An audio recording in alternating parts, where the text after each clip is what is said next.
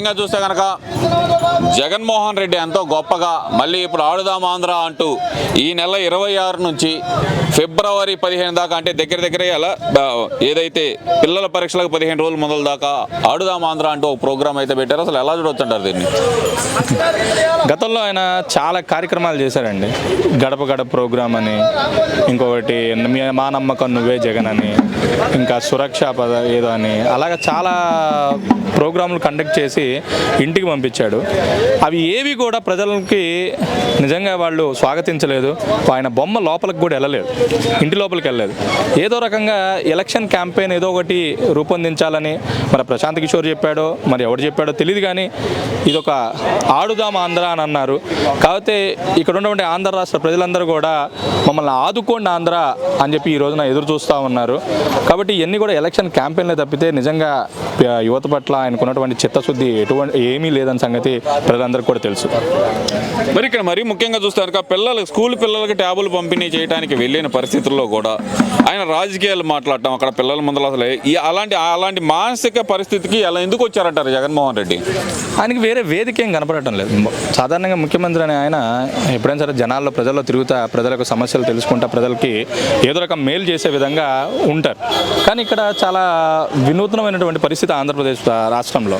ఆయన్ని ఎప్పుడో ఒక సంవత్సరానికి ఒకసారి ఆయన పెట్టేటటువంటి మీటింగ్లో తప్పితే ప్రజలు ఈ రోజున ఎప్పుడూ ఎక్కడ ఆయన చూడలేదు. అందుకని ఇటువంటి మీటింగ్లను ఆయన కేవలం వాళ్ళ ఒక ఎలక్షన్ క్యాంపెయిన్ లాగా యూజ్ చేసుకుంటూ ఉంటాడు. అక్కడ ఏం చెప్పాలి అనుకున్నట్టయితే ఇప్పుడు దమ్మున్న ముఖ్యమంత్రి ఎవరైనా సరే పిలిచి ప్రెస్ మీట్ పిలిచి అందరిని ప్రెస్లో కూర్చోబెట్టి క్వశ్చన్లు అడగంటారా బాబు, నేను సమాధానాలు చెప్తాను, నేను చేసింది ఇది, నేను చేయాల్సింది ఎంత అని చెప్తాడు. కానీ ఈ ముఖ్యమంత్రికి అటువంటి ఇది లేదు. కాబట్టి ఇటువంటి రోజుల్లో కూడా ఆయన కేవలం ఎలక్షన్స్కి ఏ విధంగా ఉపయోగపడుతుందో ఆ దిశగా ఆయన ఆలోచిస్తాడు తప్పితే వేరే ఒక ఉద్దేశం అయితే ఏమీ లేదు. మరి ఇక్కడ చూస్తే కనుక జగన్మోహన్ రెడ్డి ఒకదాని తర్వాత ఒకటి ప్రోగ్రాం, మొన్న ట్యాబులు పంపిణీ అంటున్నారు, ఇప్పుడేమో ఆడుదాం ఆంధ్ర అంటున్నారు, ఇంకో పక్కన నంది నాటకోత్సవాలు అంటున్నారు. ఎలా చూడాలంటారు దాన్ని? ఎలా చూడాలంటే నిజంగా జనాలందరూ కూడా ఇప్పుడు మనం ఎవరైతే స్టడీస్ అయిపోయి కంప్లీట్ అయిపోయి బయటకు వచ్చారో వాళ్ళకి నువ్వేమి కొత్తగా ఏం లైఫ్ ఇవ్వక్కర్లేదు, వాళ్ళ సర్టిఫికేట్ వాళ్ళకి ఇస్తే చాలు. నువ్వు ఫీజు రీఎంబర్స్మెంట్ అని చెప్పావు, వాళ్ళకి ఫీజు రీఎంబర్స్మెంట్ చేయకుండా కాలేజ్ యాజమాన్యం ఏమో వాళ్ళ సర్టిఫికేట్లు ఆపేశారు. వాళ్ళు బయటికి వెళ్ళిన తర్వాత సర్టిఫికేట్లు అని చెప్పేసి వాళ్ళు అడుగుతూ ఉన్నారు, కంపెనీ వాళ్ళు అడుగుతూ ఉన్నారు. వాళ్ళని ఎంత అయోమయ పరిస్థితిలో పడేశారంటే అటు డబ్బులు కట్టలేక, ఇటు సర్టిఫికేట్లు తీసుకోలేక, బాగా చదువుకొని చిన్న ఉద్యోగాలకు వెళ్ళలేక వాళ్ళు నిరుద్యోగులు ఈ రోజున తిరుగుతూ ఉన్నారు. కాబట్టి ఇకనైనా ఉన్న ఈ 2 నెలలైనా సరే కనీసం ఏదో ఒక చిన్న పని, ప్రజలకు ఉపయోగపడే పని ఏదన్నా ఒకటి చేస్తే బాగుంటుంది. ఇటువంటి ఆటల ద్వారానో మాటల ద్వారా, ఈ ఆటల్లో ఆయన ఖర్చు పెట్టినటువంటి డబ్బులు ఏవైతే ఉన్నాయో, పైన పోస్టర్లు కానీ, ప్రతి ఎక్విప్మెంట్ కిట్టుల పైన ఆయన బొమ్మలు కానీ, ఆయన దానికి ఖర్చు పెట్టినంత కూడా నిజంగా యువత మీద ఖర్చు పెట్టినట్టయితే ఈ రోజున ఆంధ్రప్రదేశ్ రాష్ట్ర యువత ఈ విధంగా అల్లాడిపోయేవాళ్ళు కాదు. కానీ ఇక్కడ నేను విద్యార్థుల కోసం నాడు నేడు అనే కార్యక్రమాలు చేస్తూ వాళ్ళ అభ్యున్నతి కోసం కృషి చేస్తున్నాను అంటున్నారు కదా, మరి ఇందులో వాస్తవం ఉందంటారు? అసలుగా పేపర్లో రాసుకోవడానికి ఆయనకు ఒక పేపర్ ఉందండి, ఒక మీడియా ఉంది. అందులో ఆంధ్రప్రదేశ్ రాష్ట్రం నిజంగా చాలా ఆయన చెప్తున్నట్టు ఏదో నవ్య ఆంధ్రప్రదేశ్ సంథింగ్ ఏదో చెప్తా ఉన్నాడు ఆయన. అవన్నీ కూడా కేవలం సాక్షి ఛానల్లో తప్పితే బయట ఎక్కడా లేదు, వాస్తవంలో లేవు. కాబట్టి ఆయన చేసేటటువంటి నాడు నేడులు కాదు, రేపు మాకు వద్దురా బాబు అని జనాలు నిజంగా దండం పెడతా ఉన్నారు. కానీ ఇక్కడ ఇంకో విషయం ఏంటంటే కనుక మంత్రులు ఈ మధ్యకాలంలో మంత్రులు వాడుతున్న భాష పవన్ కళ్యాణ్ గారి గురించి ఎలా చూడాలంటారు దాన్ని? వాళ్ళని కేవలం తిట్టడానికి కోసమే పెట్టుకున్నటువంటి శాఖలవి. ఒక్క మంత్రికి ఏదైనా కూర్చోబెట్టి నీ శాఖలో నువ్వేం చేసావురా అని చెప్పేసి ఒక 10 నిమిషాలు మాట్లాడమంటే వాళ్ళు ఖచ్చితంగా 2వ నిమిషమే వాళ్ళు ఏం చేస్తున్నారు ఏంటనే విషయం కూడా వాళ్ళకి తెలియదు. కాబట్టి వాళ్ళు మంత్రులు కాదు, కేవలం ప్రతిపక్షాల మీద విమర్శలు చేయడానికి పెట్టుకున్నటువంటి ఒక పెయిడ్ ఆర్టిస్ట్ లాంటి వాళ్ళు. కాబట్టి వాళ్ళ శాఖల గురించి తక్కువ, అపోజిషన్ పార్టీల వాళ్ళ గురించి ఎక్కువగా మాట్లాడతారు. వాళ్ళ గురించి ఎంత తక్కువగా మాట్లాడితే అంత మంచిది. ఎందుకంటే వాళ్ళు కూడా ఏం చేయలేనటువంటి పరిస్థితి, వాళ్ళ చేతిలో కూడా ఎటువంటి అధికారం ఏమీ లేదు. వాళ్ళు కేవలం ఈ మాటలు చెప్పుకోవడం తప్పితే ఏమీ లేదు. వాళ్ళు ఏ రోజు కూడా వాళ్ళ మంత్రి శాఖ మీద వాళ్ళు చేసే పనులు ఏమీ లేవు. కాబట్టి వాళ్ళందరూ కూడా ఆయన పెట్టుకున్నటువంటి ఒక ప్రైవేట్ సైన్యం లాగానే మనం చూసుకోవాలి. ఇక్కడ మరీ ముఖ్యంగా చూస్తే కనుక మన గుడివాడ అమర్నాథ్ గారు ఈ మధ్యకాలంలో గొప్పగా చెప్తుంది ఏంటంటే, మేము వచ్చిన తర్వాతే ఐటీ ఉద్యోగాలు భారీ ఎత్తున వచ్చినాయి, పరిశ్రమలు భారీ ఎత్తున వచ్చినాయి అంటున్నారు. ఇందులో వాస్తవం ఉందంటారా? మొన్న ఈ మధ్య అడిగితేనేమో కోడి గుడ్డు పొదిగింది, పరిశ్రమలు వచ్చే పరిస్థితి ఉందేగా అంటున్నారు. మరి నిజంగానే ఆ గుడ్డు అనేది పొదిగింది అంటారా? ఆ గుడ్డు ఎప్పుడో పగలగొట్టుకొని వాళ్ళు చంపేశారు, తినేశారు, ఆమ్లెట్ వేసుకొని తినేశారు. నిజంగా మన కొత్తగా ఏర్పడే రాష్ట్రంలో మొత్తం యావత్ ప్రపంచం కూడా చూసింది. కొత్తగా ఏర్పడినటువంటి రాష్ట్రంలో చాలా అవకాశాలు ఉంటాయి, పరిశ్రమలకి, పెట్టుబడులకి. మాకు చాలా వీళ్ళు ఒక ప్రయోజనాలు చేకూరుస్తారు, వారి ద్వారా మేము చాలా పెట్టుబడులు పెట్టచ్చని చాలా ఆశపడ్డారు పారిశ్రామికవేత్తలందరూ కూడా. వాళ్ళందరినీ కూడా ఈ రోజున తరిమేసి నిజంగా ఆంధ్ర రాష్ట్రంలో ఒక్క పెట్టుబడి కూడా లేకుండా చేశారు. ఈయన ఐటీ అని చెప్తున్నటువంటి ఈయన హెచ్ఎస్పీసీ వైజాగ్ నుంచి వెళ్ళిపోయింది, లూలు ఇక్కడి నుంచి వెళ్ళిపోయింది, అనేక పరిశ్రమలు, కియా కూడా ఆఖరికి వెళ్ళిపోయే పరిస్థితి ఉంది.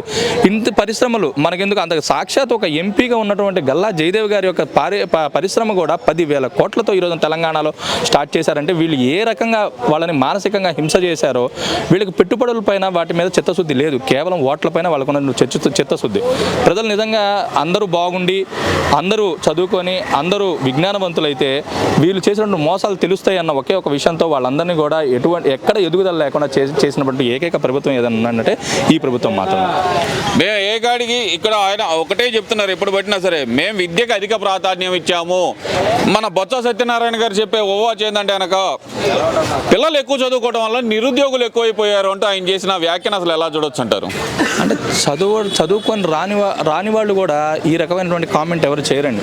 ఒక పశువులు కాసుకునేటటువంటి వ్యక్తి కూడా తన బిడ్డ బాగా చదువుకోవాలి, మంచి ఉద్యోగాలు చేయాలని చెప్పి ఆలోచిస్తూ ఉంటారు. ఇప్పుడు ఆయన చెప్పినటువంటి ఈ స్టేట్మెంట్ ద్వారా మనకు అర్థమైంది ఏంటంటే ఎవరు చదువుకోకుండా ఉండాలనేది ఆయన ఉద్దేశం.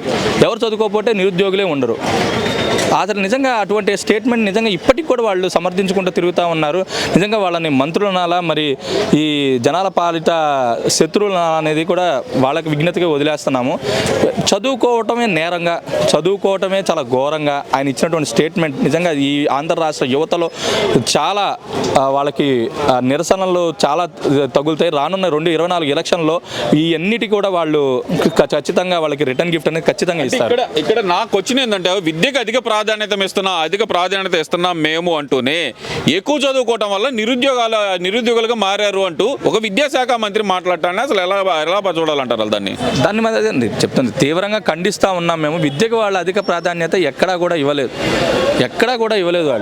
వాళ్ళకు యువతకి అవసరమైనటువంటి ఏదైనా ఏంటది బడుగు బలహీన వర్గాల వాళ్ళు చదువుకోవడానికి వాళ్ళకి హాస్టల్ ఫెసిలిటీస్ కానీ ఎక్కడ ఇంప్రూవ్ చేయలేదు. వాళ్ళకి ఎటువంటి సౌకర్యాలు కూడా వాళ్ళకి ఇవ్వలేదు. వాళ్ళు ఏ విధంగా మరి ఈ స్టేట్మెంట్లు ఇచ్చుకుంటున్నారు, మేము విద్యకు అధిక ప్రాధాన్యత ఇస్తామని చెప్పుకుంటున్నారు. నాకైతే తెలియదు. మరి ఉన్న కాలేజీలే ఉన్నాయి, అదనంగా కాలేజీలు వచ్చినటువంటి పాపానేం పోలేదు. అద్భుతంగా పెరిగినటువంటి విద్యా విధానాలు ఏమీలో మార్పులు ఏం తీసుకురాలేదు వాళ్ళు.